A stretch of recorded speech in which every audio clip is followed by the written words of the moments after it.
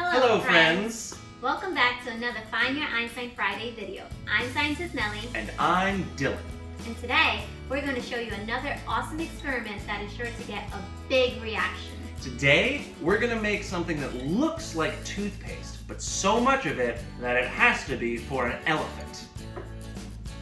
For today's experiment, you will need an empty plastic bottle, dry yeast, warm water, liquid dish soap, liquid food coloring, 3% hydrogen peroxide, measuring cups and spoons, safety glasses, and a large tub or tray to catch the foam, or an outdoor location to do the experiment. Remember, safety is our priority. Be sure to have adult supervision when trying out these experiments. Helpful tips. You're going to have all your supplies ready before you start. Clear your surrounding surface area. And safety is our priority, so wear safety glasses to do this experiment since hydrogen peroxide, it can hurt your eyes. The elephant toothpaste will bubble up out of the bottle. So do the experiment in a tray or tub or outside so it's easy to clean up the foam. And as mentioned before, make sure you have an adult with you. Let's get started. First, pour half a cup of hydrogen peroxide into the bottle. Add a big squirt of dish soap into the bottle and swirl gently to mix. If you want to make your foam a single color, add a few drops of food coloring directly into the hydrogen peroxide and swirl the bottle gently to mix. If you want to give your foam stripes, like in some toothpastes, you put the drops alongside the rim of the bottle's mouth. You let them drip down the sides, but you don't stir them in. In a measuring cup, mix together 1 tablespoon of yeast and 3 tablespoons of warm water. Stir for about 30 seconds. Pour the yeast mixture into the bottle, then quickly step back and watch your reaction go. Elephant toothpaste!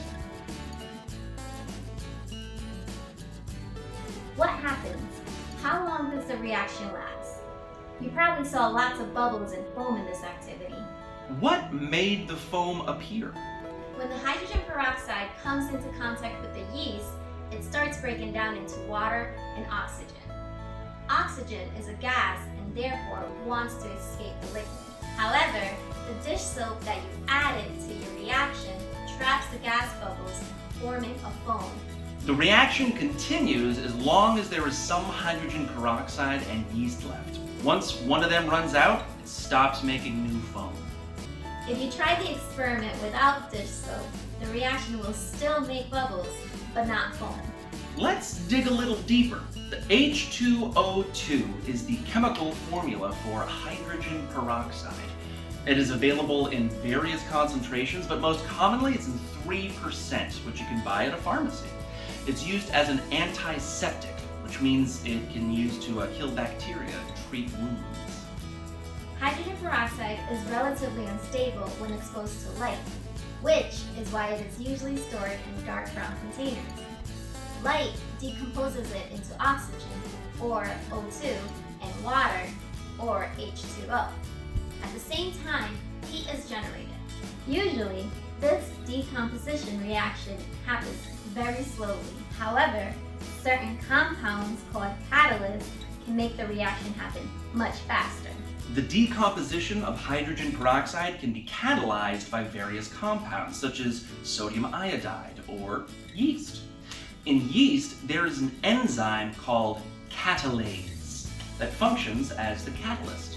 Catalase is a very common enzyme that's present in almost all organisms that are exposed to oxygen. The purpose of catalase in living cells is to protect them from oxidative damage, which is damage to cells or other molecules in the bodies that's caused by oxidative compounds.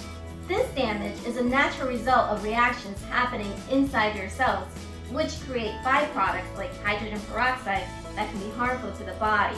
To prevent such damage, the catalase enzyme helps break up hydrogen peroxide into harmless water and oxygen.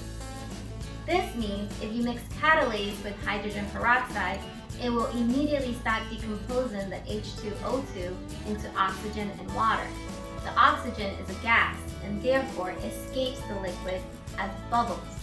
In combination with dish soap, it creates the famous elephant toothpaste foam. Did you like this experiment? If so, you should try it with differently shaped containers. See what happens if you use a bottle with a smaller or wider neck, or a cylindrical drinking glass with no neck. You can do this experiment with higher concentrations of hydrogen peroxide. The higher the concentration, the more vigorous the reaction will be. 6% and 12% hydrogen peroxide are available from Amazon.com. Safety warning: additional safety precautions and adult supervision are required when working with higher concentrations of hydrogen peroxide. It is not safe to get this more concentrated hydrogen peroxide onto your skin, so you will need to wear protective gloves or clothing. Make sure you wear eye protection and do the experiment outdoors. Do not touch the resultant foam, which may still contain some unreacted hydrogen peroxide. Well, that's it for today's episode of Find Your Einstein Friday. Follow me, Scientist Nellie, And Dylan. as we share more interesting and fun science. Until next time, stay curious.